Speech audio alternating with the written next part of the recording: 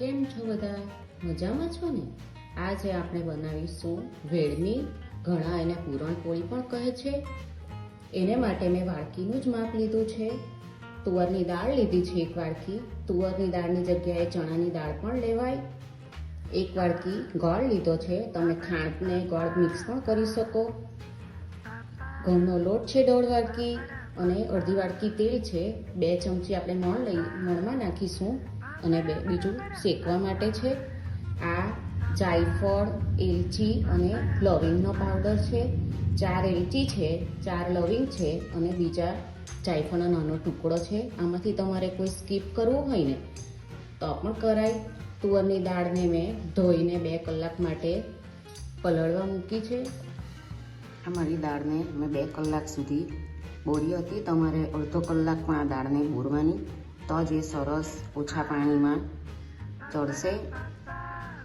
આપણે પ્રેશર કુકરમાં દાળને બોળી દઈશું. દાળના લેવલ જેટલું જ પાણી રાખવાનું અને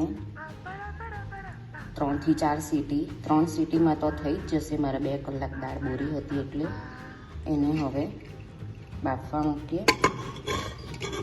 આપણું કુકર ઠંડુ થઈ ગયું છે. હવે આપણે એને ખોલી લઈશું. જુઓ, આપણી દાળ એકદમ સરસ બફાઈ ગઈ છે. હવે આપણે એને એક પેનમાં લઈશું. આપણે દાળ એક પેનમાં લઈ લીધી છે. હવે એમાં આપણે ગોળ નાખી દઈશું. ગોળનું પ્રમાણ પણ તમે વધતું ઓછું લઈ શકો. બરાબર અને ધીમા તાપે જ રાખવાનો ગેસ. મિક્સ કરી દઈએ.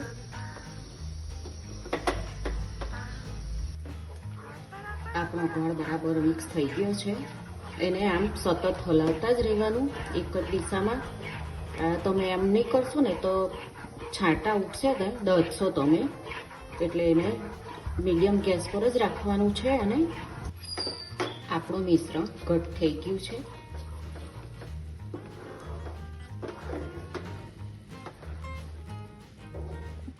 ગેસ બંધ કરી દઈશું અને આપણું આ જે એલચી લવિંગનો ભૂકો હતો ને તે હવે મિક્સ કરી દઈએ. હવે આને આપણે ઠંડુ થવા દઈશું.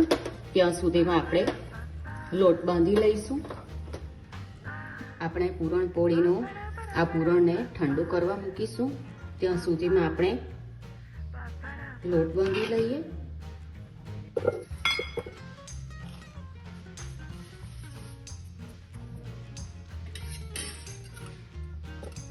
બે ચમચી તેલ નાખીશું.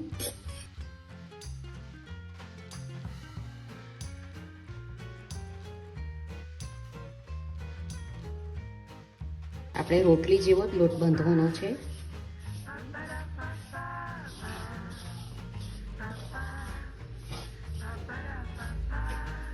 થોડું થોડું પાણી નાખીશું.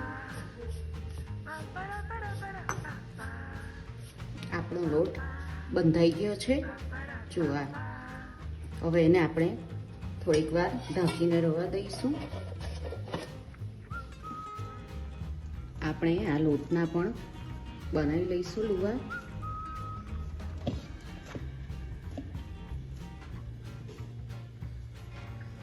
આપણે થોડોક ઘઉંનો લોટ લઈને વણી લઈશું.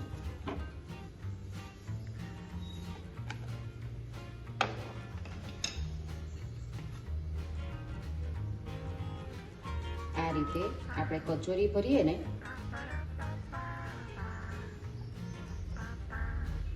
આ ઉપરથી થોડોક કાઢી દેવાનું.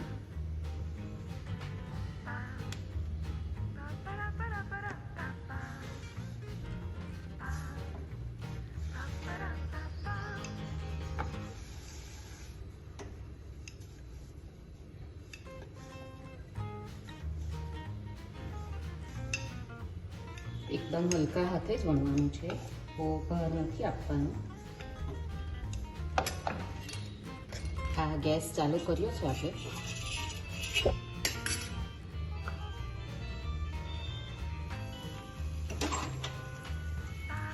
આપણે બીજી વણી લઈએ.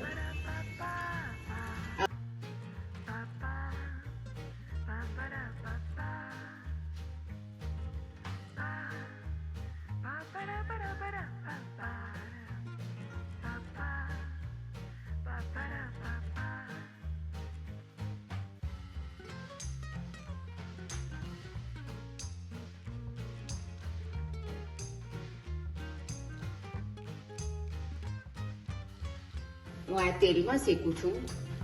તમારે ઘીમાં શેકવું હોય તો પણ શેકાય.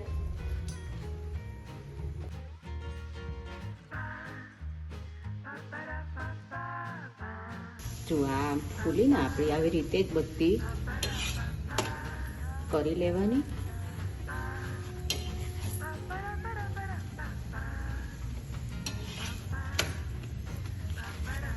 બીજી પણ આ રીતે બનાવી લઈએ.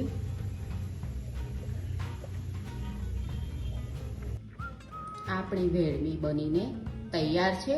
મેં ઉપર ઘી લગાવ્યું છે. તમે પણ આ રીતે બનાવજો અને કહેજો મને કે કેવી લાગી. આપણે પાછા મળીશું નવી રેસીપી સાથે. ચાલો આવજો.